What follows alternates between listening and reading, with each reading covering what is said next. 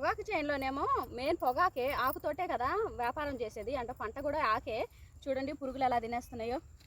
ఈ ఆకు వచ్చేసి బలంగా ఊరితే ఒక్కొక్కటి మూరన్నర అలా ఉంటుంది. ఆకు వచ్చేసి మొత్తం తినేస్తున్నాయి. దీనికి మెయిన్ ఏంటంటే ఇప్పటి నుంచే మనం జాగ్రత్తగా ఉండాలి. ఎందుకంటే ఇగో ఈ విధంగా పురుగులు కొట్టేస్తూ ఉంటే మనకి గ్రోతింగ్ సరిగ్గా ఉండదు. ఆకే కదా మెయిన్, ఆకు కూడా సరిగ్గా మనకి రాదు. బెజ్జాలు ఉంటే కూడా తీసుకోరు, రేటు పడదు మనకి. అందుకోసమే ఈ టైంలో మనం జాగ్రత్తగా చూసుకుంటూ ఉండాలి. చాలా చోట్ల ఉన్నాయి, బాగా బెజ్జాలు పెట్టేసి ఉన్నాయి. ఇదిగా కొద్ది బాగా మడ్డిలాగా ఉంటుంది. మడ్డి బాగా జిగురు ఎక్కువ ఉంటుంది.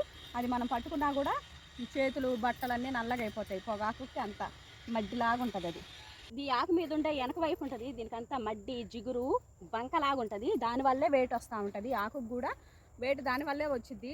ఇలా బెజ్జాలు పడితే ఆకుకు రేట్ అంత పడదు. అందుకోసం పెద్దకు కూడా అవ్వదు ఆకు. అంటే ఆకు చాలా 2 మూరలు దాకా ఉంటుంది ఒక్కొక్క ఆకు.